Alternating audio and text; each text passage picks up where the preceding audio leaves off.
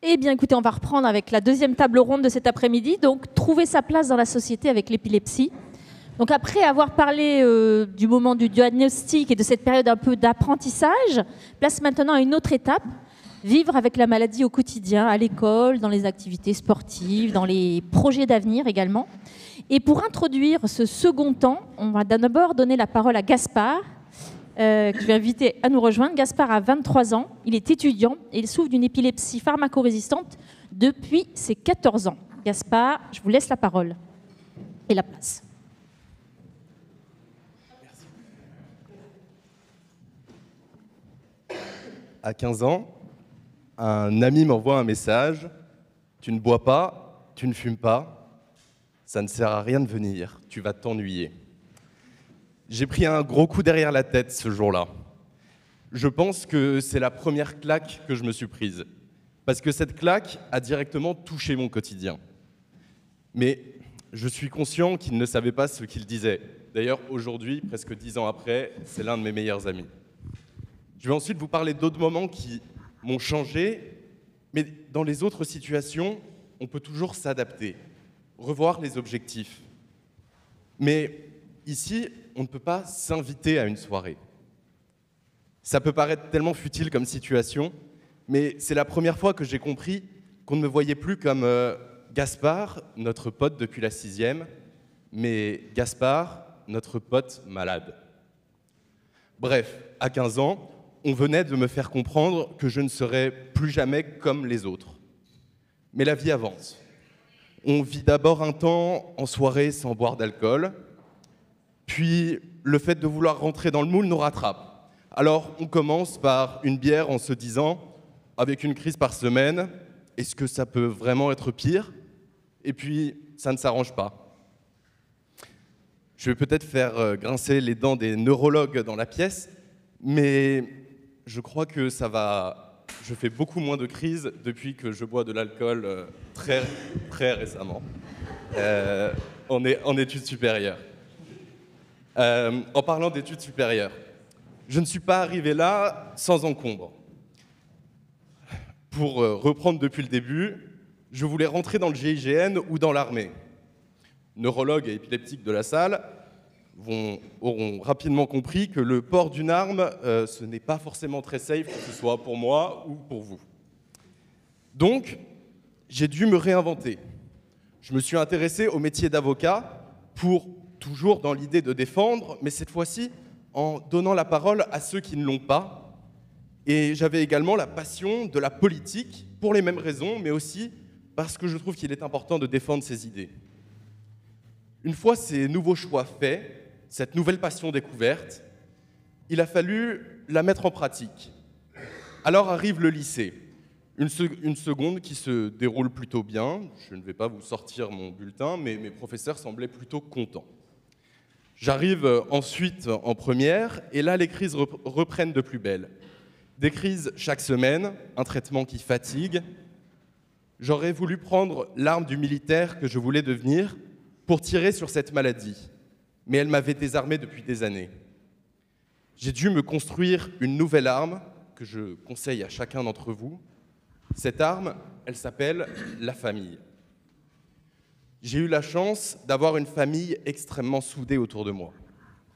Une mère qui a quitté son travail pour pouvoir venir me chercher, souvent plus vite que les pompiers quand je faisais une crise, qui n'a jamais manqué un rendez-vous médical, et il faut savoir que les rendez-vous étaient mieux préparés que ses cours quand elle était prof de biochimie, avec des graphiques, des tableaux Excel et un classeur grand comme ça. Je pense que mon neurologue au fond de la salle pourra le confirmer. Ça a toujours été plus compliqué pour mon père car il a beaucoup de travail, mais il a toujours été là. Mes 3 frères m'ont beaucoup protégé. J'ai très vite été le centre de l'attention. Je vous décris tout ça en vous disant qu'ils ont été magnifiques. Et c'est vrai, je ne saurais jamais comment les remercier. Mais ça n'a pas forcément été si simple. Mon petit frère a perdu sa place de petit dernier du jour au lendemain, en me retrouvant convulsant dans ma chambre un matin d'été où l'on devait partir en vacances. Il s'est alors effacé. Petit, il était le clown de la famille. Aujourd'hui, c'est le réservé. Je ne sais pas quelle place l'adolescence a eue dans ce changement, mais nul doute que mon épilepsie a eu sa part. Le second trouve toujours les bons mots. J'ai donc toujours pu parler assez aisément avec lui et il ne me fait jamais ressentir comme le Gaspard épileptique. L'aîné est quant à lui de nature très protecteur, ça n'a donc fait que s'intensifier, mais il habite à l'étranger depuis que je suis épileptique, donc ça n'a jamais vraiment été un sujet. Avec cette arme à mes côtés, j'ai dû faire face à un emploi du temps aménagé en première qui s'est soldé par un redoublement. Jamais simple quand votre frère a 1 an de moins, donc j'ai également changé d'établissement. Les 2 années qui ont suivi se sont passées très correctement d'un point de vue scolaire, mais en dents de scie d'un point de vue maladie et d'un point de vue psychologique. Le redoublement m'a obligé à me faire de nouveaux amis, ce qui n'est pas simple quand tu n'es pas comme les autres. Donc, c'est à ce moment-là que j'ai commencé à sortir un peu plus en soirée. Arrive Parcoursup. Tout se passe bien, je suis pris à Assas. Mon nouveau rêve de devenir avocat n'a jamais été aussi proche. Et puis, patatras. Je commence mon année pleine d'espoir, mais rapidement, je fais au moins une crise par semaine. Mais il faut aussi rendre dissertation et commentaires d'arrêt sur commentaires d'arrêt. Mais c'est pas si simple que quand on n'arrive pas à suivre, quand on fait des crises toutes les semaines. Au bout de 3 mois, ce nouveau rêve explose à nouveau. Alors, il faut se réinventer. Je vous avais parlé de la politique un peu plus tôt. Eh bien, je me suis accroché à cette dernière passion. Mais comment y arriver avec un rythme si compliqué? Eh bien, je suis allé dans une école privée, l'ISCOM, qui se concentre plus sur la pratique que la théorie. Donc des travaux de groupe et des stages plutôt que des dissertations chaque semaine. C'est plus simple de pouvoir se reposer sur ses amis pour un oral.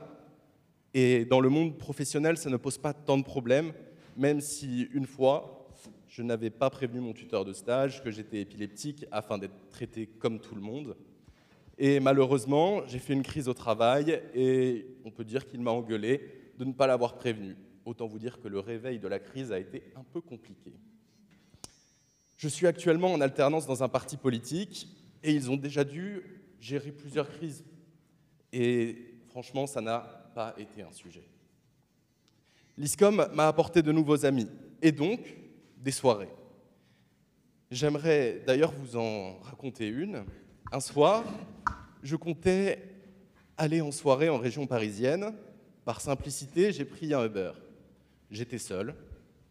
Le trajet se passait très bien quand à mi-parcours, je fais une crise. Le chauffeur m'a lâché dans la salle d'attente d'un hôpital. J'étais seul. Personne n'était venu me voir, personne ne m'avait pris en charge. Je ne savais pas où j'étais, je n'avais pas encore repris conscience. J'étais seul. Ce soir-là, c'est le soir qui a été l'élément déclencheur pour faire ma demande d'avoir un chien d'assistance. Parce que oui, Huffy rend ma maladie visible. Mais il est avant tout un soutien et un soulagement au quotidien. Je ne suis plus seul. C'est parfois compliqué parce que même si techniquement, il peut me suivre partout, il y a certains endroits où il est préférable de trouver quelqu'un pour le garder, donc il y a bien sûr des contraintes à prendre en compte. Mais cela reste un soulagement pour ma famille et moi. Alors voilà, aujourd'hui, c'est ma vie, c'est notre vie.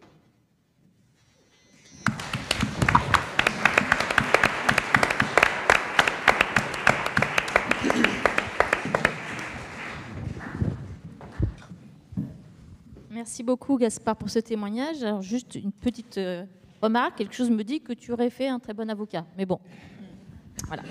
Alors, on va prolonger la discussion avec nos 4 invités qui, chacun à leur manière, donc, accompagnent ces parcours de vie. Christine Cloarec, oui c'est ça, directrice de l'établissement Toularouat, je l'ai bien dit. D'accord. Rosane Morel, ben, je ne la présente plus. Voilà. Marie-Cécile Bury, enseignante spécialisée au CHU de Bordeaux. et le docteur Frédéric Villéga, neuropédiatre, également au CHU de Bordeaux. Voilà. Donc, on va commencer cette deuxième table ronde. Mais pour rebondir un petit peu sur une question qui a été posée tout à l'heure, on a dit qu'on allait l'évoquer dans cette deuxième partie. En gros, on évoque aujourd'hui, maintenant, cette phase de la maladie où on est, si je puis dire, le mot est mal choisi, je pense vitesse de croisière, parce que c'est jamais une vitesse de croisière de ce que je comprends, mais en tout cas, voilà le diagnostic, et on apprend à vivre avec. Et donc, il y a forcément de la fatigue, de l'épuisement, de la part des patients, mais aussi des familles. Est-ce que le risque, tout à l'heure la question c'était, est-ce qu'il y a un risque finalement de moindre observance? Est-ce qu'on observe ça notamment chez les ados peut-être? Docteur Villéga. Oui, merci pour votre question. J'en profite pour remercier Gaspard pour ce beau témoignage très courageux et qui nous permet de progresser, nous les soignants. Il faut vraiment avoir cet esprit d'entraide soignant-soigné pour mieux comprendre cette maladie un peu injuste qui nous fragilise, qui fragilise les patients. Et effectivement, l'observance est un paramètre difficile à mesurer. Et comme une maman l'a bien signifié tout à l'heure, il faut qu'on se soude les coudes pour lutter contre la mort subite liée à l'épilepsie. Donc c'est un paramètre fort, le manque d'observance du traitement de fond. À la fois en épileptologie adulte et moi, dans ma pratique de neuropédiatrie, on ne mesure pas le pourcentage réel du manque d'observance, de l'abstention thérapeutique pour les patients. Je me rappelle d'un épisode où j'avais une consultation classique avec un grand garçon de 17 ans que je connaissais depuis longtemps. Et il m'a dit, comme d'habitude, qu'il n'avait pas peur de l'épilepsie, qu'il prenait bien son traitement, que tout allait bien. Et à la fin de la consultation, je lui ai proposé de l'interviewer pour un congrès, un colloque. Et donc, on a refait un peu la même consultation, mais filmée. Et il a dit tout l'inverse de ce qu'il venait de me dire.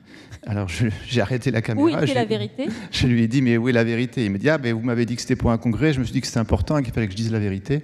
Effectivement, j'ai réalisé à ce moment-là à quel point, jeune médecin, je ne mesurais pas comment, moi, médecin, peut-être un peu détenteur de savoir, où je ne pouvais pas avoir un vrai communal avec les patients, être au plus proche d'eux, et que de ne pas prendre les médicaments, c'est une façon effectivement de ne pas vouloir cette maladie, comme l'a dit tout à l'heure Christine Bulto, Nathalie Villeneuve et Sylvie Nguyen. Il y a un côté invisible dans cette maladie épilepsie qui fait que ça altère le quotidien.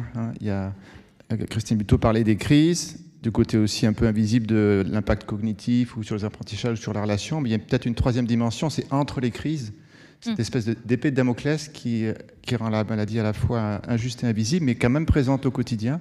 Il fait que ne pas prendre le traitement, c'est une façon de ne pas vouloir que ça existe. Et je pense que dans l'histoire de l'humanité ou de la médecine, c'est vraiment la connaissance qui a apporté la lumière, donc de mieux comprendre la maladie pour les patients. Et en tout cas, de travailler en équipe pluridisciplinaire, pas seulement le médecin, ça permet de rentrer mieux dans le quotidien des patients pour mieux comprendre la maladie, mieux comprendre son impact et démystifier un peu cette prise de médicaments. Mais alors, pour aider un peu les parents qui sont là et ceux qui sont à distance aussi, comment on fait, juste essayer de donner des exemples concrets peut-être de comment aider les parents? Parce que vous, il ne vous dit pas la vérité, probablement qu'il ne le dit pas forcément non plus aux parents. Et puis l'idée, c'est pas tellement de remettre du parent en disant allez, il faut resurveiller et retomber dans l'hypervigilance. Donc on fait comment pour lui garder que l'enfant reste autonome, mais que quand même il prenne son traitement, quoi? Oui, alors on parlait tout à l'heure avec Nathalie Villeneuve d'échanges thérapeutiques, et effectivement, le fait d'aider les adolescents, les jeunes adultes à se responsabiliser face à la prise en main de leur maladie et vraiment arriver à obtenir une bonne qualité de vie, se battre pour réaliser leurs rêves, ça leur permet vraiment de prendre conscience que la prise médicamenteuse leur appartient. Et moi, je dis assez vite aux parents, ne faites pas de cette prise médicamenteuse une pomme de discorde. Même quand il est préadolescent, voilà, maintenant il est assez grand pour comprendre. L'éducation thérapeutique aide à mieux comprendre le cerveau, la prévalence de la maladie aussi. Tout à l'heure, Marion a dit en introduction à quel point cette infection est fréquente avec 650 000 personnes en France. Quand on le réalise, ça enlève un peu de ce côté un peu injuste, ça nous est tombé dessus. Ouais. Ça peut tous nous tomber dessus quelque part. Et Christine Cloirec, peut-être que vous, de votre fenêtre, donc vous êtes directrice d'un établissement où il y a des enfants épileptiques, est-ce que ça c'est quelque chose que vous pouvez percevoir, qu'il y a un enfant qui prend moins son traitement? Est-ce que vous pouvez agir à ce niveau-là? Je me posais la question.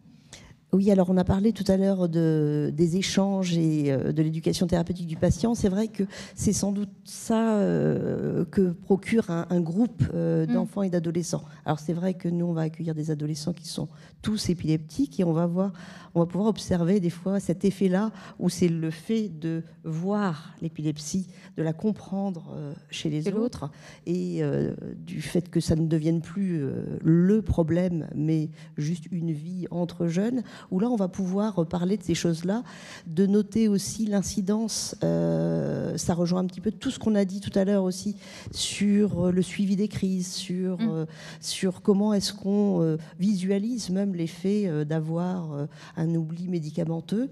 Donc, tout ce travail-là peut être fait avec des soignants, justement, pour apprendre à gagner en autonomie, apprendre à gérer son pilulier, apprendre à gérer justement l'observation des crises pour la transmettre, pour qu'il puisse y avoir un suivi médical en fonction de la variabilité des états, qui est quand même une caractéristique aussi de cette maladie-là, avec une complexité extrêmement complexe. En parler en groupe, ça c'est vraiment un plus. Et là, on a la chance en équipe pluridisciplinaire à Bordeaux avec Marie-Cécile Bury de bénéficier aussi d'une art thérapeute. Et donc on a écrit des chansons pour les petits. Et donc ça a démystifié comme s'ils prenaient aussi un petit peu possession du traitement de leur maladie.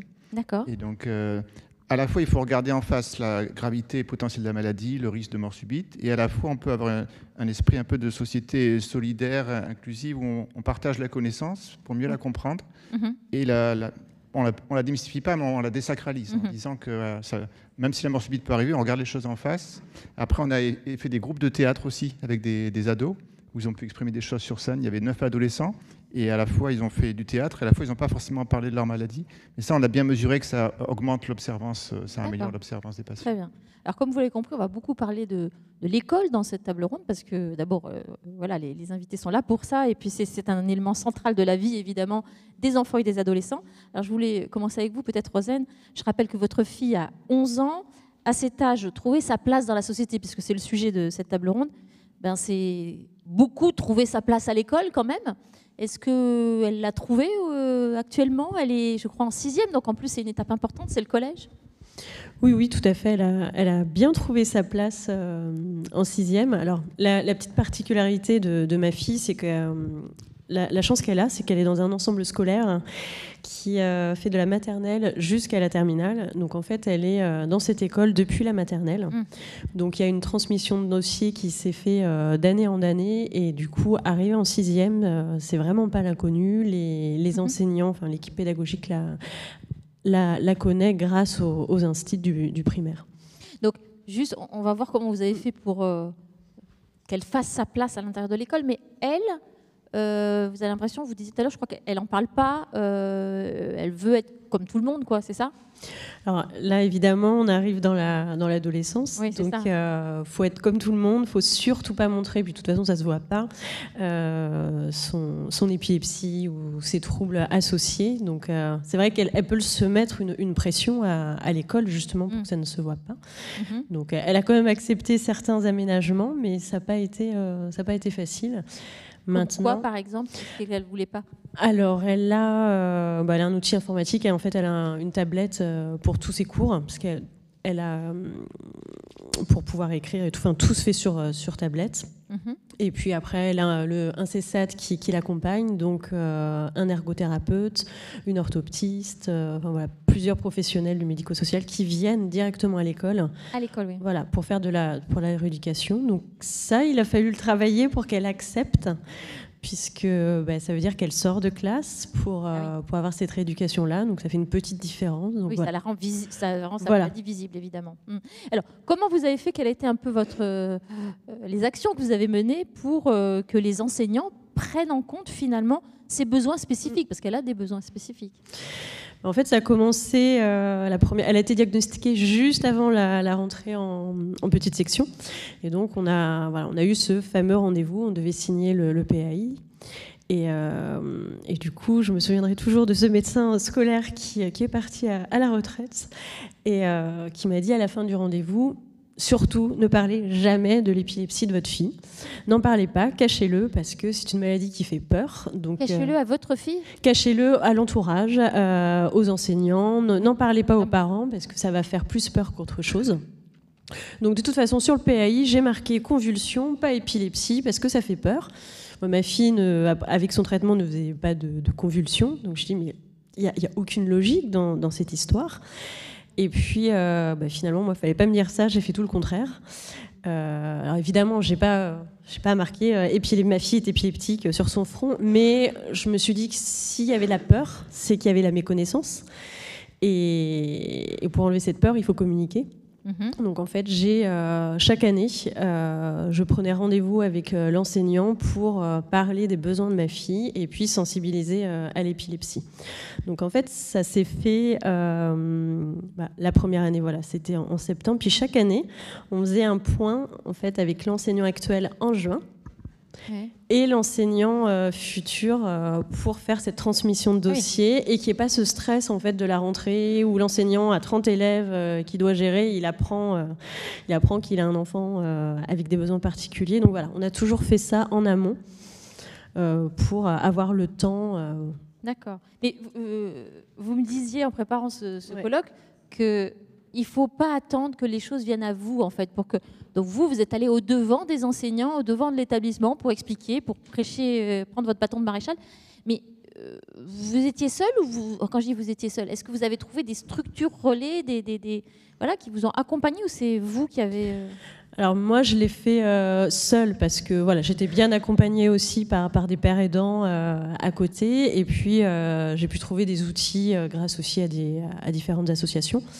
Et donc, voilà, j'avais mon kit, on va dire, sensibilisation. Et moi, en tant que parent, j'ai fait aussi une recherche de tous les livres qui pouvaient être accessibles pour que ce soit pour les enfants, pour les instits. Donc voilà, en juin, je prêtais ce kit avec un livre pour les enfants, pour que l'enseignant puisse le lire aux enfants dans la classe, et puis aussi des livres pour les enseignants. Et le premier accueil, c'était quoi? On en a un peu parlé tout à l'heure lors de la première table ronde. C'était la peur en face de vous quand vous prononciez ce mot-là. Quelle était la réaction des enseignants ou du directeur d'établissement? Ça réagissait comment? Alors déjà, la directrice d'établissement dit ok, c'est pas grave, il y a d'autres maladies qui existent, on va faire avec, on va s'adapter, donc il n'y a aucun problème. Donc on a eu cette chance aussi d'avoir un établissement qui a été très ouvert, une directrice qui nous a suivis aussi dans le protocole de notre fille, parce que voilà, il y avait aussi des problématiques de médicaments d'urgence à donner très rapidement, et voilà, elle a accepté tout ça, même de donner le médicament le midi à l'école, ce qui peut être un frein. Tout ça a pu être mis en place parce qu'on a une équipe assez ouverte. Et puis, je dis toujours que j'ai de la chance, mais on m'a dit aussi, mais tu l'as facilité. Tu as facilité cette rencontre, et je pense que faut pas attendre que ça vienne. Ouais. Il faut aller devant pour essayer de. La majorité des cas, quand il y a de la peur, c'est parce que les gens ne comprennent pas, ne connaissent pas. Et puis, moi, à chaque fois au rendez-vous, c'est bon. Vous connaissez quoi de l'épilepsie? Puis finalement, voilà. On leur fait un petit cours avec ce qu'on a, avec nos outils. Et puis, en fait, ils me disent « Ah, mais ok, on va faire avec, on va s'adapter, on va travailler en équipe. » Et je pense que c'est ça le plus important. C'est comme on disait tout à l'heure, où les parents doivent travailler en équipe avec les neuropédiatres, et on doit travailler aussi en équipe avec l'équipe pédagogique. Alors, Marie-Cécile Bury, je rappelle que vous êtes enseignante spécialisée au CHU de Bordeaux. Le témoignage de l'expérience de Rosen, c'est pas un peu la belle histoire? Certes, elle a créé mais elle a eu aussi de la chance quand même. Vous, de votre fenêtre, qu'est-ce que vous voyez? Comment réagit le corps enseignant? Expliquez-nous. Alors, de par ma fonction, donc j'accompagne les familles après qu'un PAI soit mis en place par l'équipe du CHU de Bordeaux. Donc, je rencontre les familles, on échange sur le retour à l'école et je les accompagne dans cette démarche qui n'est pas toujours simple. Je leur propose de les accompagner en contactant mes collègues enseignants. Et effectivement, la plupart du temps, c'est beaucoup de questions, c'est-à-dire et beaucoup d'a priori.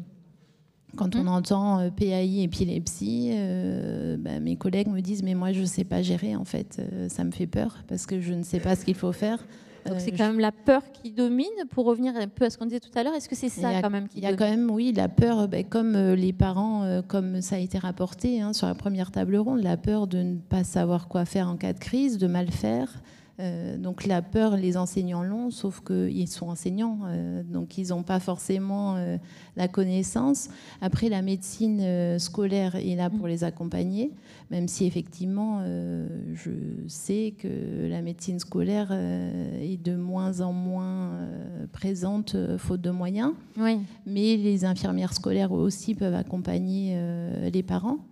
Donc voilà, l'idée, c'est de pouvoir leur dire comment communiquer, moi de communiquer auprès des enseignants, sur ce retour à l'école. C'est-à-dire que vous connaissez en plus le monde enseignant, ça vous permet de faire justement le pont entre, de créer le chaînon manquant qu'il peut y avoir entre le monde soignant et le monde enseignant. Parfois, alors effectivement, Rosen est dans cette démarche et il y a aussi une formation. Enfin, elle est capable d'expliquer les choses assez facilement, mais pour certaines familles, c'est compliqué d'aller à l'école et d'expliquer en fait ce qu'est l'épilepsie et quelles sont les répercussions sur la scolarité.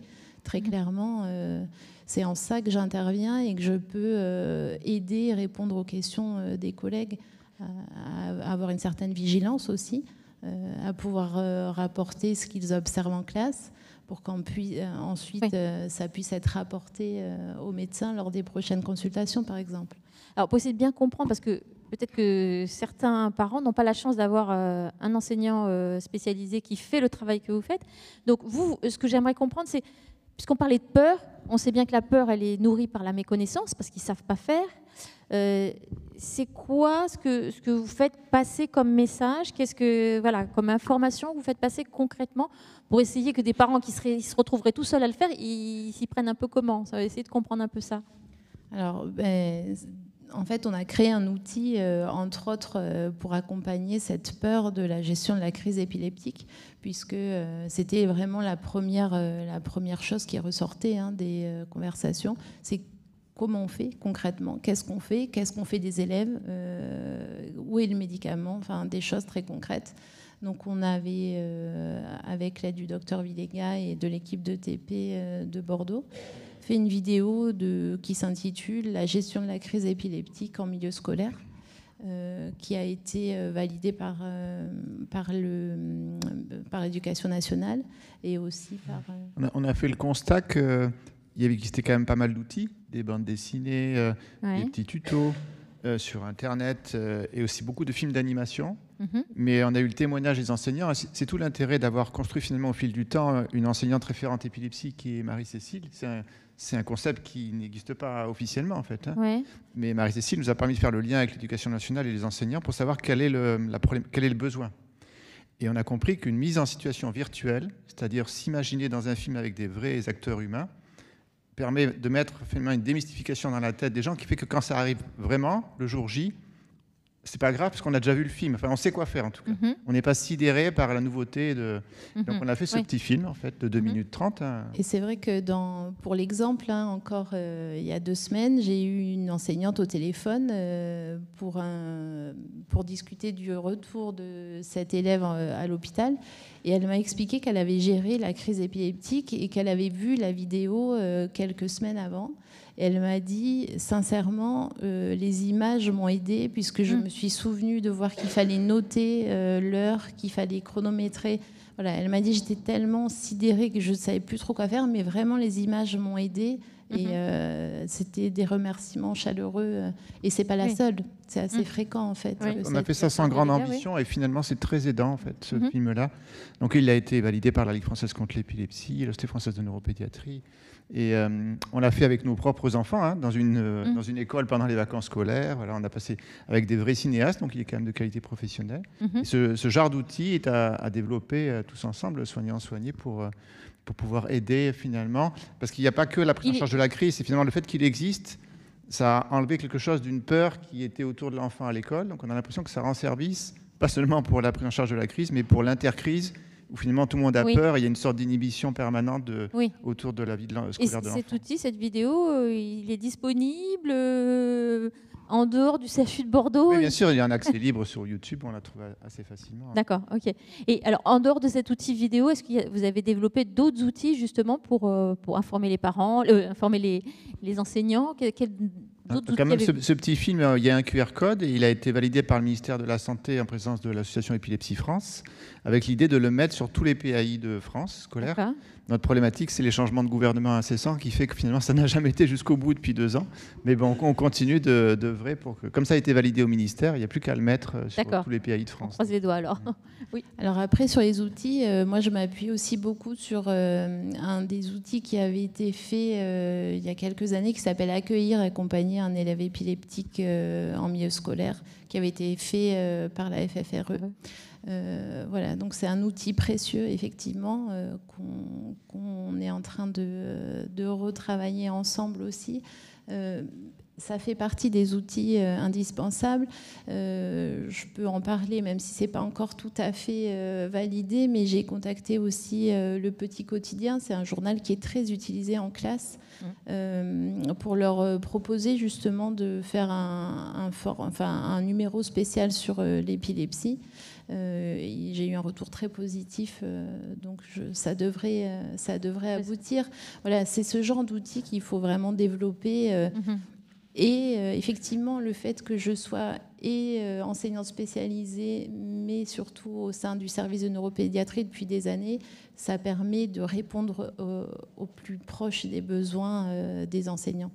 Mais juste, docteur Villéga, vous disiez ce dispositif que vous avez à Bordeaux d'enseignants référents épilepsie, il est unique en France, c'est ça ouais. Non, je ne pense pas. Je pense qu'on essaye de le développer à droite à gauche. Mais je voulais juste te dire qu'il n'a pas de reconnaissance officielle. Ça a commencé à se faire dans certaines affections chroniques, notamment dans l'autisme, où il y a des enseignants référents autisme qui peuvent aider dans les rectorats pour aider l'accueil dans l'idée d'une société inclusive. Mais dans l'épilepsie, ça n'existe pas officiellement. Donc il faudra travailler auprès des rectorats pour bien vulgariser ce côté handicap invisible ou maladie invisible qui altère le quotidien et la qualité des apprentissages, de la qualité de vie à l'école des enfants, pour qu'il puisse y avoir effectivement ce système d'enseignants référents épilepsie qui aide les autres enseignants à bien comprendre. En se parlant d'un même corps de métier, on peut vraiment fluidifier le partage de connaissances, en fait. D'accord. Alors, Christine Cloarec, je disais que vous êtes directrice d'un des rares établissements spécialisés pour enfants épileptiques, mais pour les enfants qui sont scolarisés en milieu ordinaire, c'est comme ça qu'on dit, je crois. Oui. Voilà.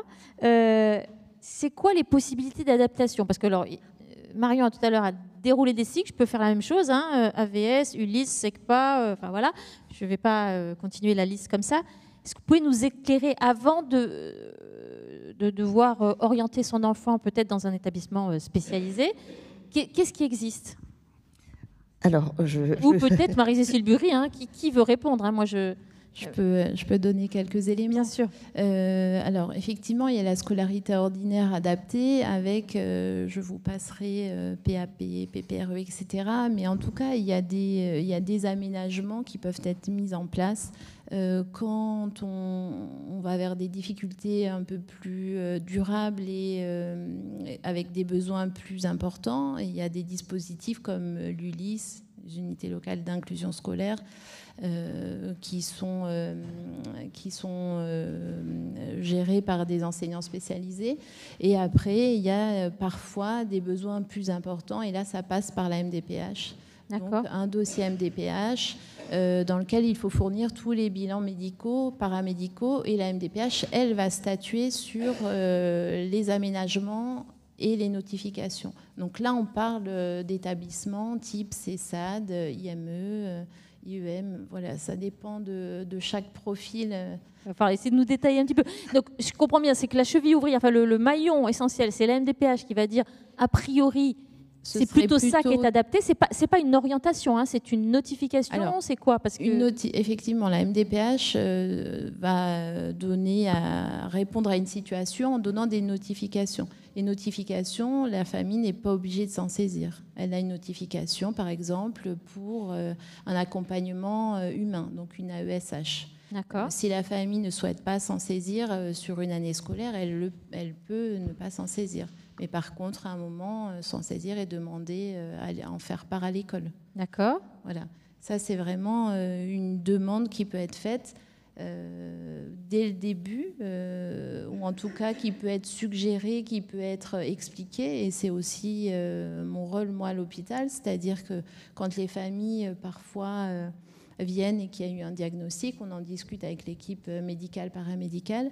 Et je peux leur dire tous les parcours scolaires qui peuvent s'ouvrir à eux à un moment. Justement, mais c'est ça que je voudrais qu'on essaie. C'est compliqué parce qu'il y a plusieurs possibilités, mais est-ce qu'on peut essayer en tout cas du plus, je sais pas comment dire, du plus léger au plus, l'ESH, puis après on passe. Enfin, c'est quoi qui existe en fait? C'est ça que je voudrais qu'on ait quand même une petite idée de l'éventail qui se présentent, quoi. Mais c'est tellement large. Après, il faudrait beaucoup de temps, mais on peut...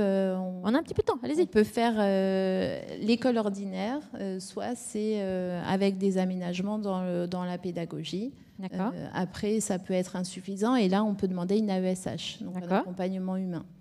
Ensuite, quand les difficultés ou en parallèle, il peut y avoir des aménagements pédagogiques avec des aménagements aux examens aussi qui sont demandés. On a entendu tout à l'heure le tiers-temps, par exemple, ou l'aménagement des épreuves en plusieurs années. Ça peut être fait dans le cadre d'un PAP, projet d'accompagnement personnalisé. Plan d'accompagnement personnalisé.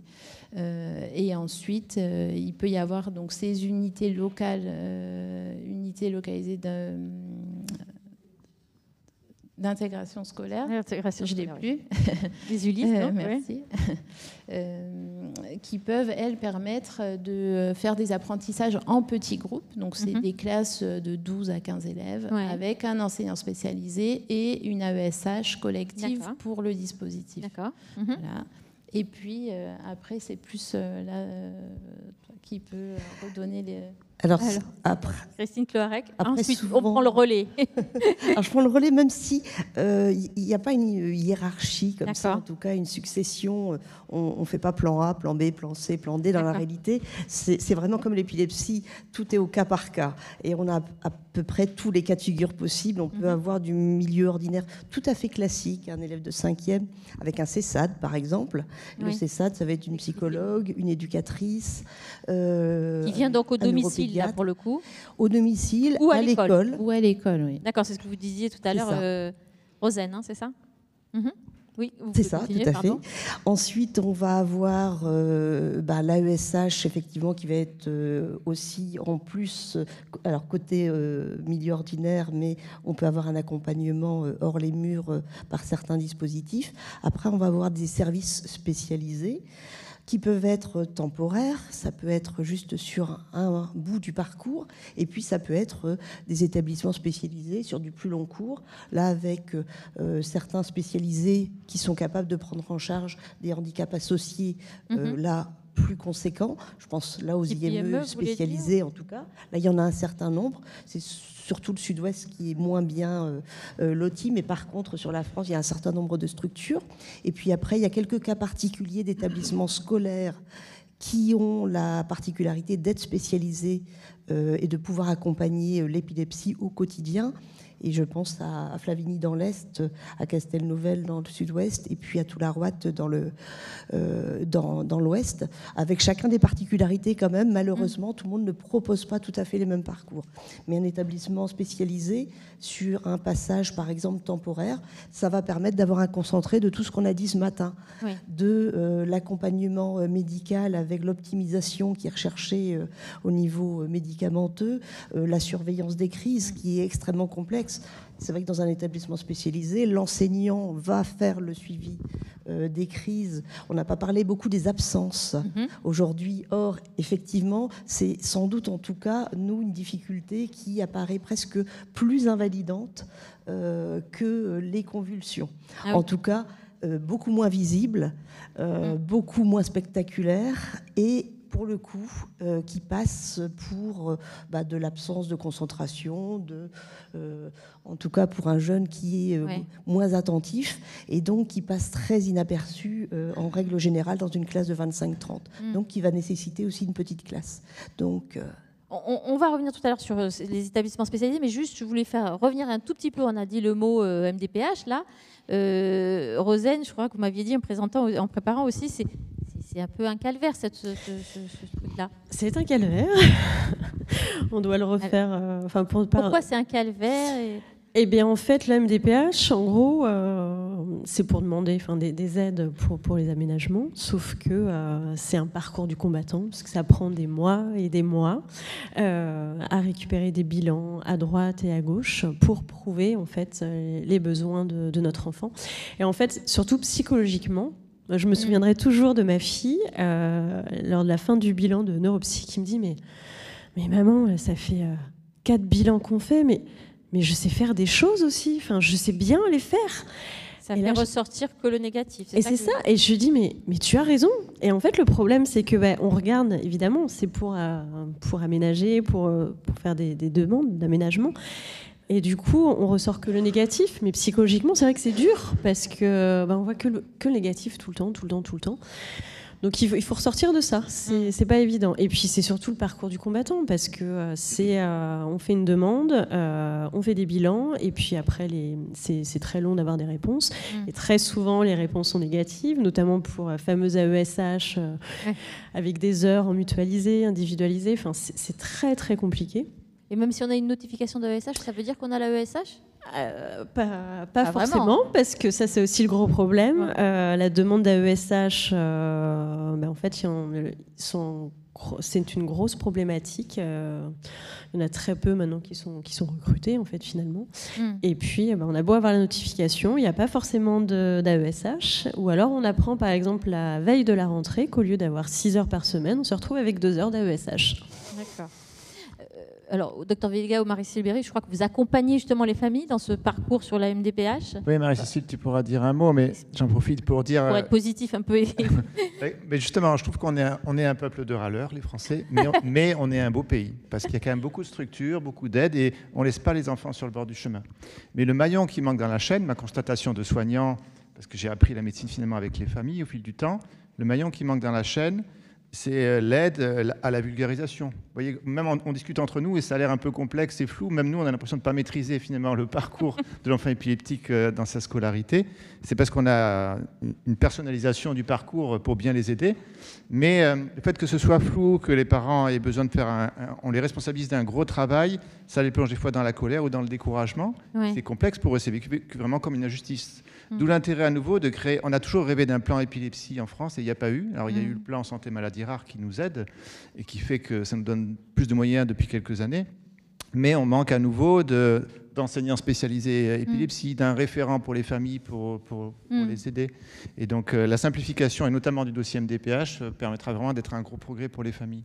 Oui, vous les accompagnez, vous les familles? Oui, alors sur le dossier MDPH, effectivement, j'ai eu l'opportunité l'année dernière d'être enseignante référente à la scolarisation des élèves en situation de handicap. Donc là aussi, c'est une pierre, disons un maillon qui relie les familles et les dossiers MDPH, puisque j'accompagnais les familles dans le montage des dossiers et dans les réunions avec les équipes pédagogiques pour parler des aménagements et des notifications.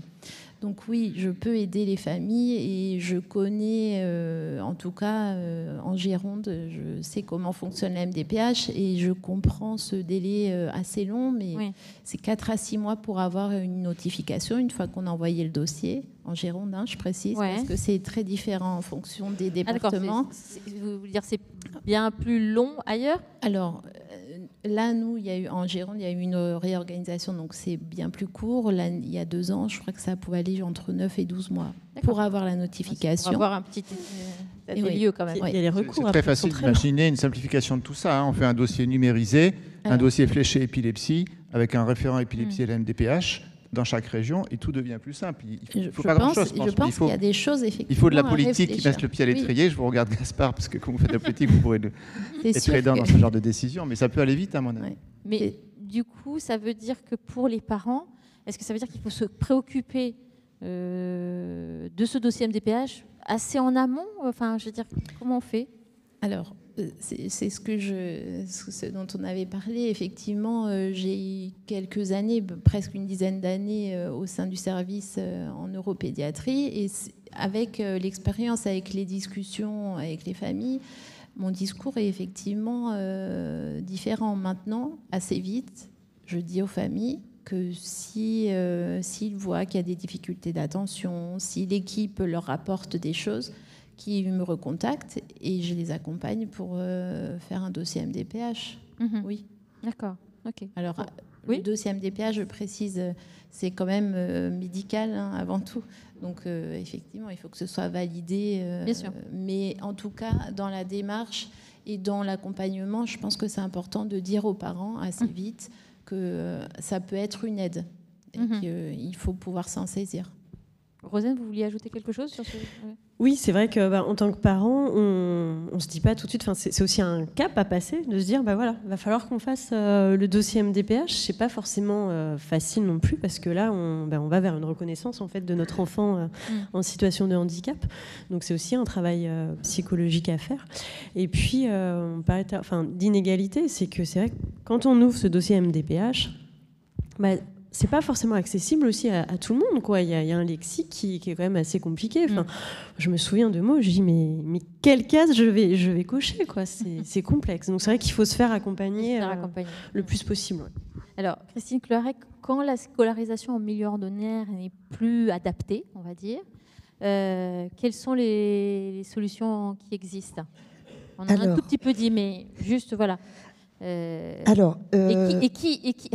quel moment on décide que c'est plus, qui le décide entre guillemets que c'est plus possible, et qu'il faut orienter vers un établissement spécialisé? Je crois que le premier à décider, en tout cas, c'est le jeune et sa famille, obligatoirement.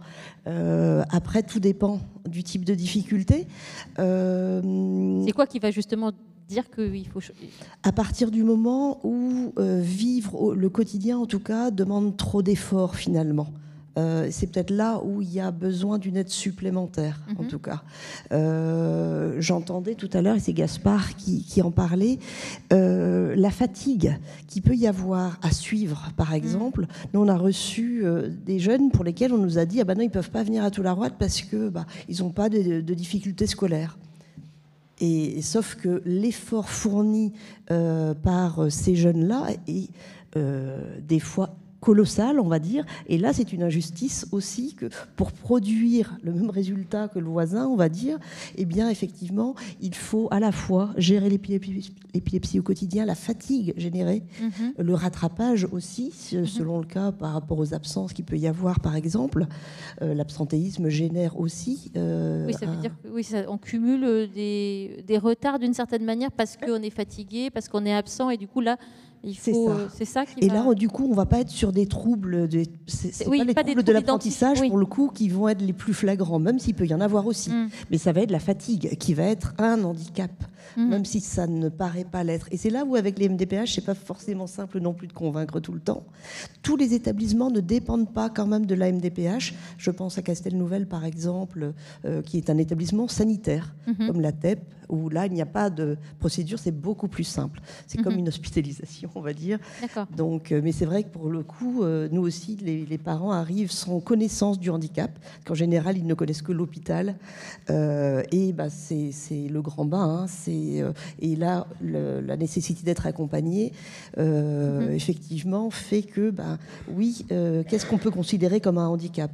Mais un handicap, c'est juste qu'on n'a pas la même liberté que les autres à un moment donné, et qu'on a besoin de quelque chose, on va dire, pour compenser, soit un temps donné, soit de façon durable. Et les places dans ces établissements spécialisés, on disait tout à l'heure, c'est compliqué d'avoir parfois un rendez-vous avec un... Est-ce que l'attente est longue? Est-ce que c'est difficile d'avoir... Je ne pourrais pas forcément parler pour tous les établissements. Chez vous, alors, pour votre établissement. Chez nous, comme on a des très courts séjours et des séjours plus longs, on a en général beaucoup de roulements. Donc on a des entrées, des sorties très régulièrement. On a très peu d'attente, au maximum quelques mois, au gros maximum. Par contre, il y a des établissements où je sais que les places vont être un tout petit peu plus compliquées, les IME notamment. C'est plus complexe dans d'autres régions. Mais il y a des enfants qui viennent même de loin, qui vont à Toularoide. Oui, on a des enfants de Rhône-Alpes, d'Île-de-France, de Normandie. Ça, c'est symbolique, parce qu'on pourrait penser que toute cette énergie pour venir d'aussi loin est vouée à l'échec. Et au final, ça apporte tellement aux enfants d'avoir ce soulagement de la fatigue au quotidien qu'il y a beaucoup de... C'est ça, où ça se passe bien. Ça peut paraître contradictoire, en tout cas, de penser que d'envoyer son enfant, son ado, à l'autre bout de la France, on va dire, en internat. En plus, c'est culpabilisant. Or, effectivement, c'est donner un peu de liberté à un moment donné. On a souvent des parents qui arrivent extrêmement fatigués, épuisés par une hypervigilance 7 jours sur 7, 24 heures sur 24. Le croisement des données qui, pour prendre en charge l'épilepsie, effectivement, est toujours difficile, entre ce qui se passe à l'école, ce qui se passe à la maison. Là, on va tout coordonner, on va faire un concentré sur place. Et les adolescents, notamment, ce qu'ils peuvent nous dire, c'est qu'ils ont enfin une vie normale. Oui, ça qui est étonnant. Alors, c'est bien, je n'ai même plus besoin de poser de questions, vous vous enchaînez, c'est parfait. C'est ça, c'est vrai que vu de l'extérieur, en tout cas, on peut se dire, on l'envoie loin de chez ses parents, dans un établissement spécialisé. Quand on est sur une table ronde où l'idée c'est de trouver sa place dans la société, moi j'ai l'impression qu'on les met à part. Et pas du tout, c'est pas le ressenti du tout. Pas du tout. C'est quoi la magie du système là? C'est la pérédance dont on a parlé tout à l'heure. C'est d'être dans un milieu où on va tout concentrer. C'est-à-dire les jeunes vont s'entraider entre eux. Ça va être la première fois qu'un jeune, par exemple, va venir en aide, même en soutien, à un autre jeune épileptique. Quand on est épileptique et qu'on doit dépendre des autres, être pris par surprise par la maladie, se réveiller dans un endroit où effectivement on n'a pas été prévenu, qu'on a été emmené, et bien effectivement là on se retrouve dans un lieu où tout ça, ça fait partie de la vie normale. On ne juge pas, on peut parler de l'épilepsie comme juste un simple fait que tout le monde partage, et du coup on se concentre sur le reste. Sur la liberté, sur le sport qui est indispensable, sur la question des sorties, sur le fait d'aller à un anniversaire par exemple, d'aller à une soirée. C'est des choses qui peuvent vivre pour la première fois très souvent, d'apprendre à parler de la maladie, d'apprendre à justement être à l'aise avec le fait de prévenir son employeur sur un stage par exemple. Docteur Villégas, oui. Oui, et du coup, découle de tout ça, je pense, 3 petits objectifs. Le premier, c'est que des lieux comme Toularouat se multiplient en France. Le deuxième, c'est qu'il y a un petit peu de Toularouat dans chaque école. C'est-à-dire que cette connaissance, cette pérédance de l'épilepsie qui est tellement fréquente que finalement elle est invisible et pourtant elle existe dans toutes les écoles. Voilà, c'est à nouveau le besoin de partager la connaissance, apporter de la lumière pour améliorer la qualité de vie de chacun. Et la troisième chose que je voulais dire, c'est que quand même on voit bien avec Rosen l'importance, enfin la lourde responsabilité qui est donnée aux familles. Alors, je vous c'est ça, là ça pour soulage. votre force communicative et je pense que vous êtes assez aidante pour d'autres familles aussi. Et vous avez parlé, Rosen, de la notion de parents aidants, mais pour l'instant en France c'est juste un mot. On peut être des aidants pour ses propres parents, en gériatrie par exemple, mais la reconnaissance de parents aidants n'est pas reconnue. Il n'y a pas un salaire pour des parents aidants. Alors moi, je suis le rédacteur avec des familles d'un livre blanc qui a été adressé au ministère avec 10 points sur la reconnaissance du parent aidant, qui est un modèle économique finalement, parce que le parent aidant va faire des économies de santé. Et donc malheureusement, comme les gouvernements changent depuis 2 ans, ce livre blanc n'a pas énormément d'impact pour l'instant, mais il a beaucoup de signatures. Donc je pense que la FFRE pourrait s'y intéresser aussi. Et ça s'appelle Collectif le livre blanc, qui est sur Internet avec des signatures. Alors, vous disiez tout à l'heure, on a tendance, un pays de râleurs et a tendance à pointer du doigt ce qui va mal. Je suis journaliste en plus, donc forcément je vais pointer du doigt. Et, ok, c'est bien, les enfants donc acquièrent une autonomie, mais parfois Alan Doen, qui n'a pas pu malheureusement être parmi nous, nous a expliqué que lui, c'est toute la famille qui a déménagé pour aller s'installer auprès d'un établissement. Alors, il dit que les frères et sœurs, tout le monde était partant, ça a été une décision familiale. Je ne veux pas dénaturer son propos, il ne dit pas du tout que c'était... Mais c'est lourd quand même comme décision qu'on soit obligé de... Alors, c'est vrai que c'est le choix que font aussi certaines familles, à Toularouat également, de déménager ou de venir temporairement en étant célibataire géographique, par exemple. La famille se dissocie. C'est des choses qui arrivent. Sur du long cours, c'est vrai que ça devient en tout cas plus indispensable, surtout que beaucoup d'établissements n'ont pas forcément d'internat de week-end, par exemple. Donc ça veut dire un retour tous les week-ends. Ça n'est pas possible sur une très longue distance selon où on habite. Donc c'est vrai que tout le monde n'est pas égal par rapport à ça, et donc le déménagement peut des fois être une solution.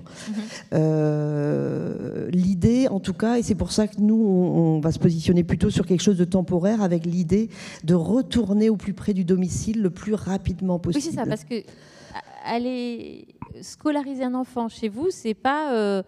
on peut retourner, ça peut être retourner. Il reste combien de temps généralement les jeunes chez vous? C'est extrêmement variable, puisqu'il peut y avoir des jeunes qui sont en parcours préopératoire par exemple, et dans ces cas-là, souvent après l'opération, en tout cas quand elle a réussi, rapidement, en tout cas on va pouvoir travailler le retour, ou effectivement on va avoir des jeunes qui vont rester donc entre 6 mois et 6-7 ans. Tout est possible, on va dire. Donc l'idée, c'est à chaque fois, en tout cas, de faire juste un sas pour que le jeune puisse repartir. Ça ne veut pas dire que forcément ce soit le cas à chaque fois. Oui, mais... L'épilepsie a des évolutions extrêmement variables qui ne rendent pas non plus la scolarité forcément linéaire. Alors, si l'école est un lieu de socialisation par excellence, et donc trouver sa place dans la société, c'est à l'école, mais c'est pas que ça, hein, quand on est ado ou jeune adulte, c'est avoir évidemment sortir, faire du sport, enfin avoir des activités. Là, c'est quoi les relais qui existent? Comment on peut aider les parents dans cette démarche-là? Est-ce que vous, Marie-Cécile Bury, vous pouvez les aider là-dedans ou pas? Vous êtes vraiment focalisés, chacun son boulot, hein, je sais bien, hein, mais voilà. Ou alors... est-ce que vous pouvez les orienter vers d'autres... Enfin, voilà. Qu'est-ce qui existe sur cet aspect-là des choses, sur l'aspect plus sociétal? En tout cas, les CESAD et les... En fait, on se complète beaucoup. Hein, oui. Les CESAD, alors autrement appelé PMO, hein, prestations en milieu ordinaire maintenant, c'est la nouvelle terminologie. Il y en a quand même un certain nombre là. Beaucoup ont des critères assez larges quand même pour être activés. Ça dépend d'une notification MDPH par contre. Et là, on peut avoir vraiment un accompagnement assez light, mais qui peut permettre d'accompagner vraiment et d'aller rechercher toutes ces structures. Après, on va avoir dans certains secteurs des équipes ressources épilepsie. Donc, je pense au nord, à la Bretagne et puis au sud-est notamment. Et ce sont aussi des relais précieux parce qu'ils ont un réseau de partenaires extrêmement large et ça va faciliter aussi parce que le club de sport, de la même façon, des fois, ça va être juste une information sur l'épilepsie. Oui. Donc tous les établissements spécialisés, par exemple, aujourd'hui, ont quasi une obligation, mais de toute façon, on le faisait tous naturellement, on va dire, de fonction ressources. C'est-à-dire que tous les établissements spécialisés, aujourd'hui, peuvent être interpellés par pratiquement n'importe qui, n'importe quel club, n'importe quelle école, n'importe quelle structure, pour avoir une information, une sensibilisation sur l'épilepsie.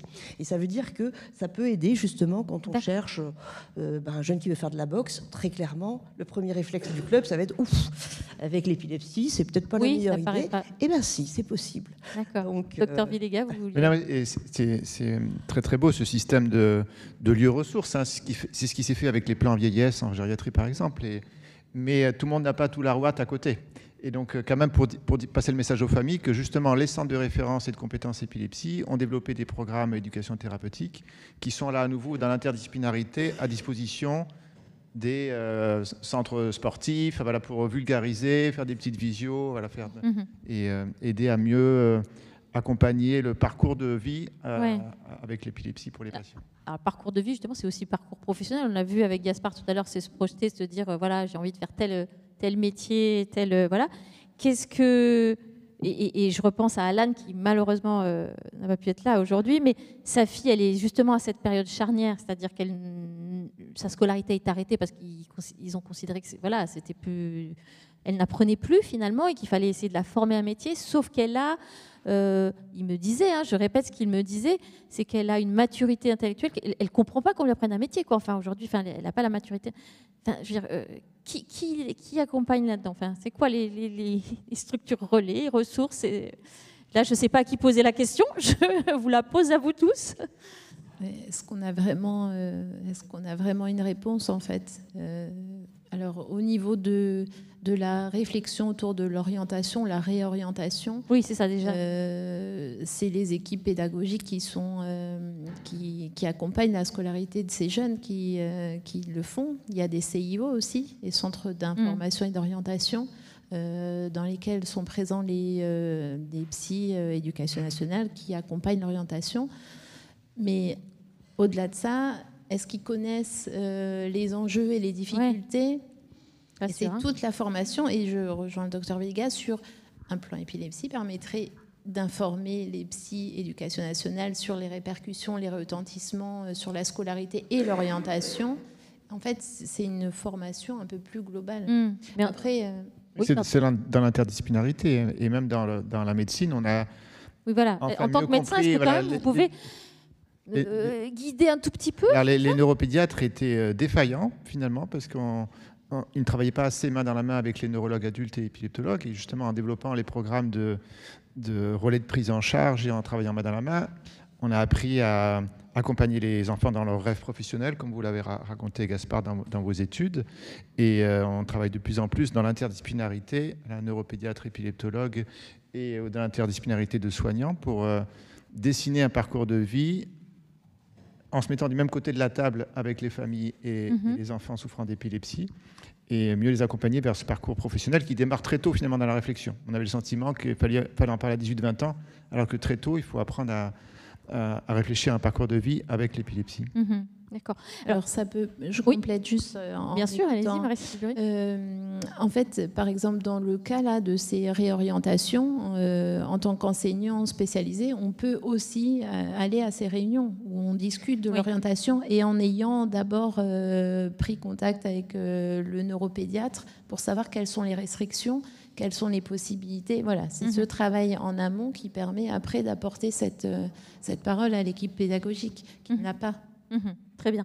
Alors, je voudrais faire un dernier tour de table de chacun. Si vous aviez, c'est difficile, vous avez le temps de réfléchir, je mets du temps à poser ma question, un conseil, que ce soit Rosen en tant que maman, peut-être pour la fratrie, pour ce que vous voulez dans votre spécialité, un conseil vraiment, quelque chose à donner aux parents qui sont là, un dernier conseil, qu'est-ce que ce serait, peut-être une structure dont on n'a pas parlé, voilà, qu'est-ce que ce serait, Rosen? Est-ce que vous auriez quelque chose, un conseil à donner aux parents qui nous écoutent ici et à distance, peut-être sur ce parcours, sur la scolarité, ce serait quoi? Vous vous êtes dit à un moment donné, vraiment ça, il faut que je le partage parce que ce serait dommage que tout le monde n'en profite pas, quoi. C'est essayer de pas se retrouver seul, en fait, d'être accompagné le plus possible, surtout avec le fameux dossier MDPH, et surtout communiquer le plus possible quand il y a un souci, quand il y a des quiproquos, et vraiment travailler en équipe, en fait, avec les enseignants. Parce que oui, comme on disait tout à l'heure, j'ai cette anecdote les fameuses absences, ça peut provoquer des quiproquos, et si on n'en parle pas, un enfant qui fait plusieurs absences dans la journée, un enseignant peut se fâcher en disant il n'écoute pas, il est insolent. Comment on fait pour se dire allez, j'en parle, alors qu'on sait qu'il peut y avoir aussi la stigmatisation, alors peut-être pas des professeurs, mais parler sans exposer son enfant, c'est ça qui est difficile, non? C'est ça qui est très compliqué, c'est savoir trouver la bonne posture, le juste milieu.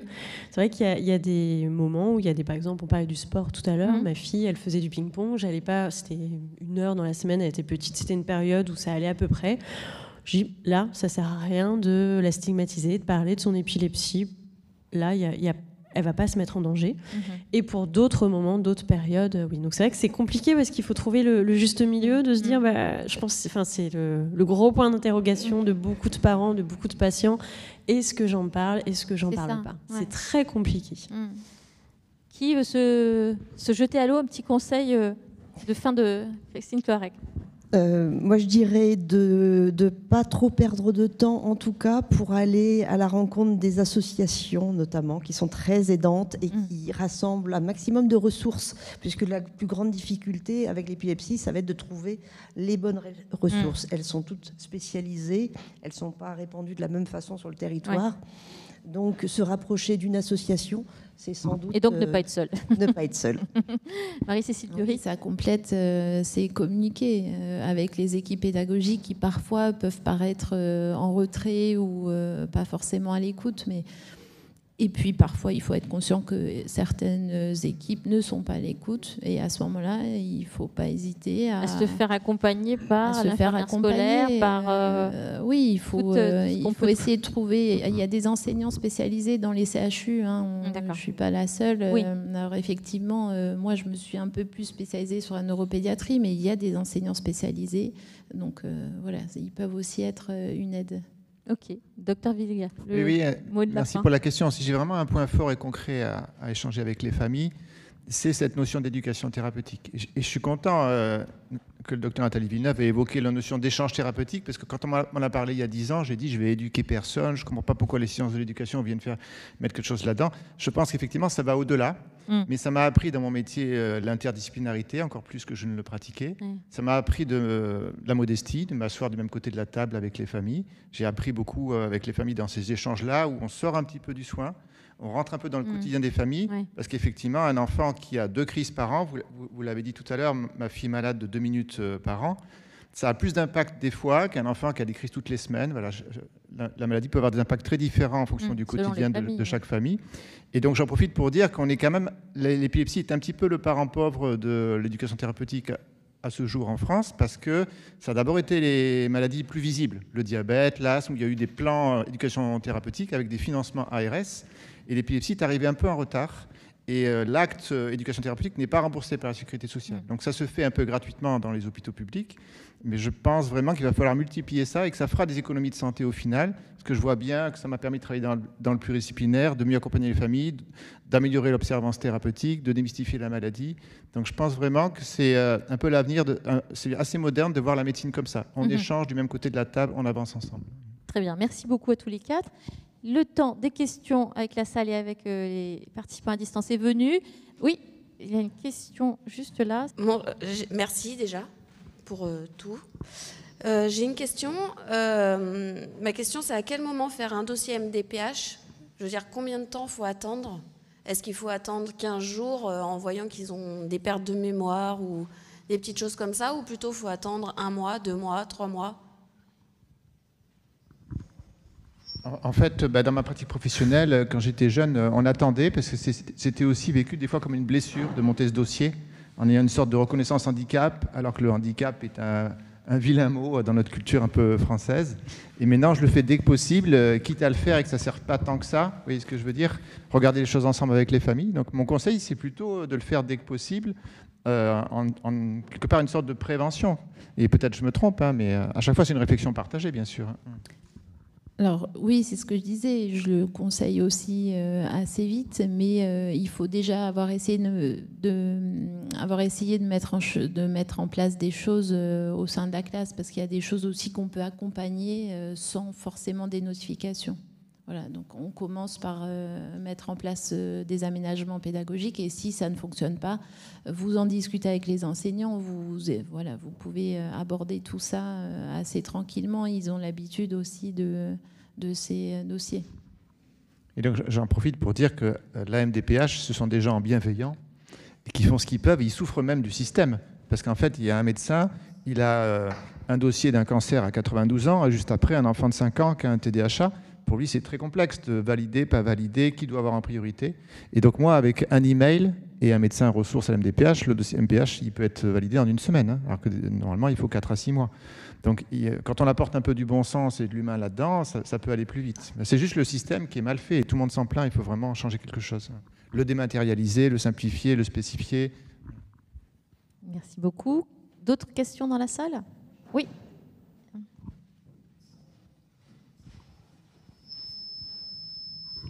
Merci. J'avais une question par rapport au jeune homme qui faisait des études supérieures. Oui, vous. J'ai ma fille qui est maintenant en première. Donc il y a le bac de français et de mathématiques qui arrive cette année. Elle appréhende beaucoup. Donc je ne sais pas comment trop la rassurer par rapport à ses études supérieures. Elle souhaitait faire une prépa. Donc je la motive comme je peux, sincèrement. Je ne vais pas lui dire non, ne poursuis pas tes rêves.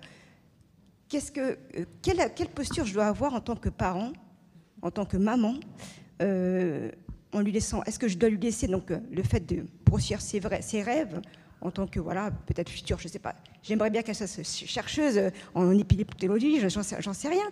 Mais je ne sais pas quelle posture je dois avoir en tant que parent. Est-ce que je la pousse? Est-ce que je la freine? Est-ce que je dis attention, ça va être plus compliqué pour toi?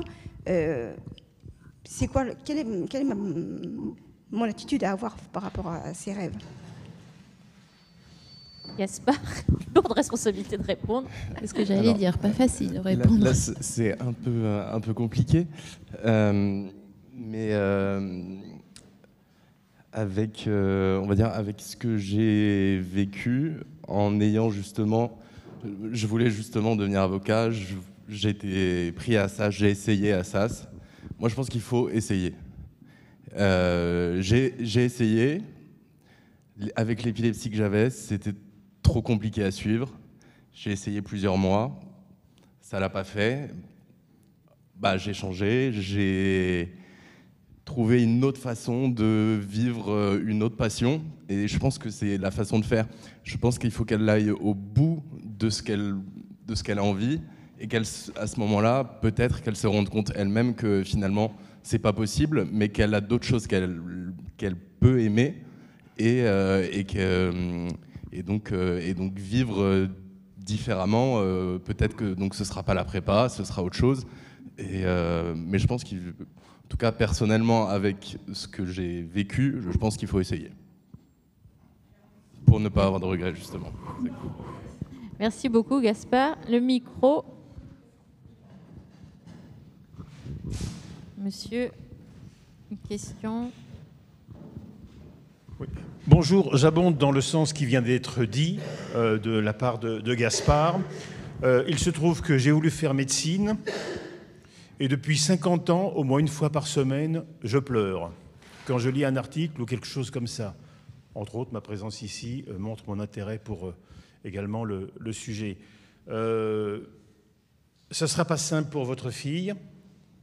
Elle va, pardon du mot, se casser la gueule, mais au moins qu'elle essaie, parce que sinon, toute sa vie, s'il n'essaie pas, elle va se le reprocher ou vous le reprochez. Alors, elle aura des étapes, des échecs, mais en fait, la vie n'est faite que des échecs, et on essaie de surmonter les échecs pour grandir et avancer. Donc, ne la freinez surtout pas. Aidez-la même. Puis vous verrez, peut-être que, finalement, elle franchira toutes les barrières sans difficulté. Voilà ce que je voulais ajouter. Une autre question derrière vous, je crois, madame. Alors, je me permets de commenter également dans ce sens, mais il faut faire attention, il faut bien lui faire comprendre qu'elle n'a rien à prouver, ni rien à se prouver. Moi, j'ai trouvé dans le journal de ma fille après, elle voulait avoir une mention au bac, montrer qu'elle avait un bon niveau, qu'elle pouvait réussir aussi bien avec son épilepsie. Donc, il ne faut pas non plus qu'elle en fasse... Voilà, il faut qu'elle soit prête, déjà qu'elle soit pas un objectif absolu. Et puis nous, on avait eu la question de Parcoursup, parce elle voulait faire du droit également, donc on était allé à Assas. Et à Assas, j'avais posé la question, elle n'était pas là avec moi à ce moment-là, à un jeune homme qui renseignait les familles, en disant, voilà, ma fille a un problème de santé, épilepsie, est-ce qu'il faut l'indiquer ou pas? Elle m'a dit... Qu'est-ce que vous en pensez? Vous avez une demande de quelqu'un normal et quelqu'un malade, vous prenez qui? Moi, intérieurement, je me suis dit, je prends celui qui est malade, mais bon, c'était visiblement pas son idée. Et du coup, j'avoue que je ne savais pas quoi dire à ma fille concernant cette fameuse lettre de motivation à faire. Alors, on savait, parce que le droit, nous, on habite en région parisienne, on ne voulait pas, comme elle avait eu quand même beaucoup de crises en 2021, même si ça s'était calmé pendant un an, on ne voulait pas qu'elle risquait, peut-être avec 12,5 de moyenne, elle avait pris maths et SVT, on avait un petit peu obligé à conserver la possibilité de faire des sciences par la suite, mais on avait peur qu'elle soit prise dans une université en dehors de France, et on avait été informés, parce il y a une cellule handicap sur Parcoursup, que dans certains cas, on pouvait faire une lettre au recteur pour être affecté en région parisienne sur recommandation médicale. Le médecin m'avait dit qu'elle pourrait faire la demande, mais tout ça, ça mettait encore du stress, de l'incertitude, voilà. Et évidemment, la question ne s'est pas posée. Mais je crois que c'est important aussi de, malgré tout, de ne pas se mettre des objectifs pas inatteignables, mais de ne pas en faire... un stress supplémentaire, et puis aussi de bien gérer son sommeil, de bien dormir, etc. Voilà. Merci beaucoup. Est-ce qu'il y a d'autres questions dans la salle? Sinon, on a des questions, j'imagine, des questions à distance. Oui. Emmanuel. Alors, première question, pourquoi un seul Toularoite? Est-ce qu'un essaimage serait possible et quel serait le financement? Grande question. Idéalement... un dans chaque coin, dans les 4 coins de France, serait sans doute idéal, en tout cas. Malheureusement, effectivement, c'est sans doute une question de moyens, bien que je sois persuadée que ce soit moins coûteux d'avoir des Toularoites, parce que le coût pour l'assurance maladie, en tout cas, est extrêmement élevé quand même de l'épilepsie en règle générale. Donc idéalement, oui. Par contre, il faut trouver des soignants. À Toularoite, on a 2 neuropédiatres, une neurologue, C'est quand même 70 professionnels pour le même nombre de jeunes pratiquement. Ça demande en tout cas des ressources. Il faut pouvoir mobiliser, quoi. Donc idéalement, oui. Financièrement, ça serait sans doute compliqué à monter. Mais pour les parents qui justement posent ces questions, et de manière générale, vous pouvez peut-être nous dire à quel moment Tout l'Arouette a été créé et pourquoi à ce moment-là, parce que c'est ça le fond de la question, pourquoi à ce moment-là il y a eu des fonds qui ont été débloqués pour que Tout l'Arouette existe? Le corollaire étant, qu'est-ce qui ferait que des fonds seraient débloqués pour qu'il y ait des Tout l'Arouette ailleurs? Alors, comme beaucoup de centres spécialisés, en tout cas, Tout l'Arouette a été créé à l'initiative de parents et de parents médecins qui auraient eu besoin d'une scolarisation de type ordinaire pour leur fils épileptique. Et donc, c'est suite au décès de celui-ci qu'effectivement, le centre de Tout l'Arouette a été porté, mais largement porté, effectivement, par des familles et des médecins. Et c'est vrai qu'il y a aussi ça à la portée politique. Et l'indication première n'était pas l'épilepsie, du temps où c'était une MEX, en fait. Ça a toujours été l'épilepsie, l'indication. Parce qu'à Toulouse, c'était quand même une maison à caractère éducatif avec des enfants en situation abandonnique ou des. Oui, c'est ça. Alors non, ça s'est tandis que Tout l'Arouette doucement en centre pour épileptiques. Et Tout l'Arouette n'a pas arrêté de changer de statut, d'ailleurs. C'est pas non plus un ITEP, d'ailleurs, véritablement. Oui. C'est pas une MEX, c'est pas. Voilà, ça, c'est un centre spécialisé pour les jeunes. Mais non, c'est une question vraiment très intelligente parce qu'effectivement, il faut avouer qu'il n'y a pas de mobilisation pour créer des centres d'accueil enfants épileptiques et scolarité la plus adaptée possible. Quand on regarde la prise en charge du handicap en France, elle est beaucoup née du milieu associatif, et c'est des centres pour tuberculeux, puis des centres pour enfants difficiles, qui sont devenus des centres pour enfants handicapés. Et en épilepsie, voilà, je ne suis pas militant, hein, parce qu'on fait ce qu'on peut, mais c'est pour dire qu'il n'y a jamais eu vraiment un réveil politique, sociétale, pour dire voilà, l'épilepsie est une problématique, il faut aider les gens à vivre normalement malgré l'épilepsie tellement c'est fréquent. Et donc on manque de centres comme Tout l'Arouette. Oui. Docteur Bulto, vous vouliez ajouter quelque chose? Le ministère de la Santé, la DGS, en fait, à un moment donné, ils n'ont plus du tout voulu faire de centres en fonction des maladies, mais en fonction du handicap. D'où l'idée, à un moment donné, effectivement, de la menace de fermer tous les centres, d'ailleurs, pour enfants et adolescents et adultes avec épilepsie. Donc toute la communauté des patients, des professionnels se sont levés vent debout, et cette fermeture donc, a été annulée, en fait. Mais c'est extrêmement difficile, parce que sinon, toutes les maladies vont vouloir avoir leur spécificité. Donc, à l'heure actuelle, c'est plutôt par rapport au handicap, donc aux besoins. Et là, le financement, pas pour maladie, autant les centres ressources, ça peut exister, mais autant des grands centres comme ça qui coûtent cher. Et en plus, on en est maintenant à plutôt faire de l'inclusion que de mettre les patients et maladies chroniques dans des centres. On est plutôt dans des dispositifs, les DAM, les DIM, etc. Donc une des solutions, ça va être d'aider les centres existants. Je prends l'exemple d'un IME, par exemple. Si dans un IME, il n'y a pas d'enfants épileptiques ou pas beaucoup, et que les soignants et les éducateurs spécialisés ne connaissent pas l'épilepsie, accueillir un enfant épileptique, c'est la catastrophe. D'où l'idée de donner de l'argent pour des centres ressources, pour l'éducation thérapeutique, voilà, pour aider les centres d'accueil à enfants en difficulté à mieux comprendre l'épilepsie.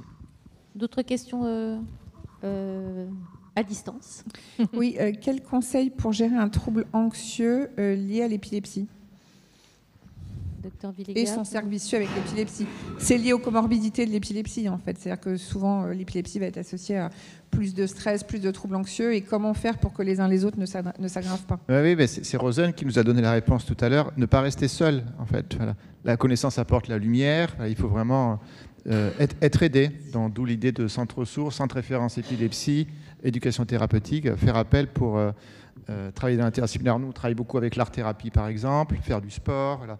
Ne pas rester seul face à ça. Parce que l'angoisse, c'est notre moteur pour se lever chaque jour au quotidien. L'angoisse, dans l'absolu, elle peut devenir pathologique, mais c'est aussi, ça fait partie de notre vie à tous, et ça nous aide, l'angoisse, en fait. Mais du coup, pour mieux la vivre, il ne faut pas rester seul avec, et justement, partager cette angoisse dans le pluridisciplinaire, ça aide les familles, les gens à avancer.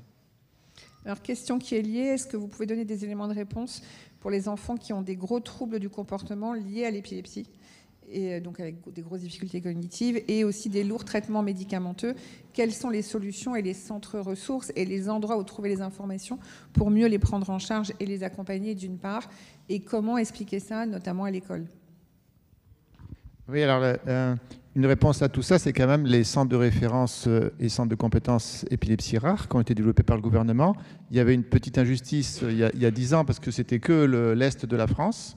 Et maintenant, il y a aussi Toulouse, Bordeaux, Rennes. Donc on a développé ces centres de référence et de compétences qui permettent d'avoir des moyens, neuropsychologues, orthophonistes, secrétaires, pour être un peu un lieu ressource. Et donc l'idée, c'est de tisser finalement un réseau français avec les médecins généralistes, les pédiatres, pour que chacun puisse adresser un enfant et une famille qui souffre d'épilepsie à un centre de compétences, centre de référence, et développer les moyens pour aider ces familles-là à prendre en charge les difficultés comportementales, à pouvoir bénéficier d'activités sportives, loisirs, etc., etc. C'est vraiment comme ça que la Direction générale de l'offre de soins a essayé d'aider la prise en charge de l'épilepsie en France. Je pense qu'il faut s'en saisir.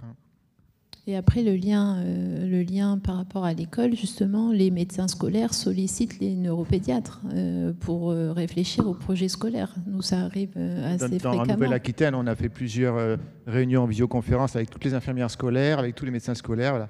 L'idée, c'est de partager comme ça pour vulgariser, travailler ensemble, ne pas réserver ça, effectivement, quelques spécialistes avec une notion de disparité en France de la prise en charge en soins, quoi.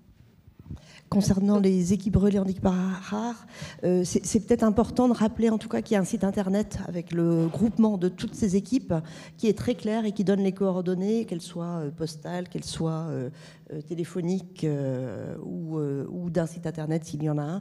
Toutes les régions en sont pourvues aujourd'hui, tout le territoire est quadrillé. Donc il y a forcément pour chacun là une équipe qui est joignable. Donc 3 réponses concrètes pour les familles qui le demandent. Il y a les centres de référence maladies rares avec le site maladies rares, santé.gouv, on le trouve facilement. Deuxième chose, c'est le catalogue des épileptologues et des spécialistes de l'épilepsie. On essaie de mettre aussi des paramédicaux sur le site de la Ligue française contre l'épilepsie. Et troisième chose, c'est les associations, notamment Épilepsie France et d'autres, qui aident les familles dans l'entraide.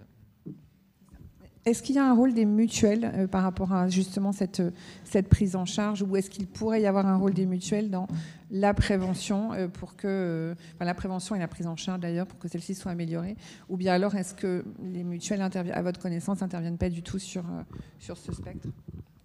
Alors, il faudrait qu'elles s'y intéressent plus, entre guillemets. C'est sûr que les mutuelles, elles ne reconnaissent pas l'épilepsie comme quelque chose en soi, mais la prise en charge de ce qui peut aider l'épilepsie sont reconnus par certaines mutuelles. Alors, je pense à l'équithérapie, l'art-thérapie. Il y a certaines mutuelles qui remboursent des petites choses et on n'y pense pas toujours. Donc je pense quand même qu'il y a un effort des mutuelles dans ce cadre-là, mais pas fléché épilepsie malheureusement. J'ai une dernière question qui n'est pas en ligne mais qui vient de moi pour le coup et de mon expérience. Est-ce que vous ne croyez pas que finalement c'est très... d'après l'expérience qu'on a et les témoignages qu'on a, est-ce que finalement ce meilleur encadrement des enfants, des adolescents, des parents, est-ce que le fond du problème, c'est pas qu'il est très personnel dépendant, c'est-à-dire que finalement, que ce soit à la MDPH ou à l'école, ou autre, soit on tombe sur des gens comme vous qui sont extraordinairement dévoués, qui ont envie que les choses avancent, qui ont Mme Burry qui a 1000 idées à la seconde, etc. Mais finalement, quand on a la malchance d'être dans un... Est-ce que le problème, c'est pas que si on a la malchance d'être dans un endroit où il n'y a pas des personnes comme ça, finalement, on reste à pas savoir comment faire. Est-ce que le fond du problème, c'est pas ça? Avec ce qui me permet de vous remercier et de vous féliciter de nouveau pour ce que vous faites. Mais... Oui, on peut répondre un petit peu tous, mais Rosane, vous l'avez dit tout à l'heure, vous avez eu un peu de chance de tomber sur de l'humain. Il y a de l'humain là-dedans. Hein. Et je crois qu'à nouveau, la solution, c'est de ne pas être seul. C'est-à-dire que si on tombe face à quelqu'un, à mon avis, c'est rare les gens malveillants dans notre société dans ce domaine-là, les gens responsables et malveillants. Non, mais ignorant, ça existe. Mais par contre, les gens en difficulté qui mettent de suite une barrière et où tout le monde rentre dans le conflit sur un quiproquo, ça existe. Et c'est là où il faut être aidé en travaillant dans l'interdisciplinaire. Oui, comme vous dites, je vous ai entendu, l'ignorance, c'est ça. C'est pas forcément volontaire, mais c'est la formation. Moi, je pense vraiment le maître mot, c'est partager un savoir et former, accompagner. Et voilà, c'est vraiment ce qui permettra à un plus grand nombre de connaître et de comprendre, et même si ça reste... Merci beaucoup à tous, à nos intervenants, à la salle, à tous ceux qui ont posé des questions. Je laisse de nouveau la parole à Marion Richard.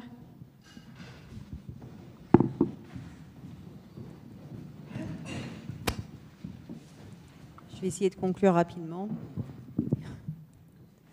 Donc la première table ronde nous a rappelé combien le diagnostic d'épilepsie bouleverse la vie d'un enfant et de toute sa famille. On a beaucoup parlé des difficultés, parce qu'il y en a, mais aussi des ressources, l'importance de l'éducation thérapeutique, de l'écoute, du partage d'expériences entre familles, la pérédance, tellement importante. La deuxième table ronde a montré combien l'inclusion reste un défi à l'école, dans les loisirs ou les études. Les discriminations existent encore, mais les initiatives des enseignants spécialisés, dont on a eu un très bel exemple aujourd'hui, des associations mobilisées, des soignants attentifs. Et puis l'adolescence, ce moment où tout se complique, où le besoin de grandir et s'émanciper se fait sentir, où les familles ont besoin de relais. Au fond, accompagner l'épilepsie, c'est accompagner des parcours de vie. C'est une responsabilité partagée entre les familles, les soignants, les chercheurs, les institutions, la société tout entière. À la FFRE, nous savons que c'est en unissant nos compétences et nos expériences que nous pouvons faire bouger les lignes, faire avancer la recherche, améliorer la prise en charge et redonner la confiance aux familles. Mais il nous reste un chemin immense à parcourir. Aujourd'hui encore, 30% des personnes épileptiques n'ont pas de traitement efficace. C'est avant tout pour eux que la FFRE agit, en finançant la recherche et en soutenant des projets qui améliorent concrètement la vie des patients. Nous finançons la recherche pour qu'un jour, peut-être, ce type de colloque n'ait plus lieu d'être. Parce que nous aurons trouvé les traitements qui changent tout, ou encore mieux, parce que nous saurons soigner l'épilepsie. Chaque don, chaque geste de solidarité nous rapproche de ce jour. Alors, merci à toutes celles et ceux qui nous accompagnent par leurs dons, leur temps ou leur confiance. Continuons à unir nos forces pour que chaque enfant et chaque adolescent épileptique puisse grandir, apprendre, rêver et vivre pleinement. Avant de clôturer ce colloque, je voudrais vous remercier toutes et tous pour la richesse de vos échanges cet après-midi. Je voudrais qu'on applaudisse celles et ceux qui ont rendu ce colloque possible. En premier lieu, Emmanuel Rouberti,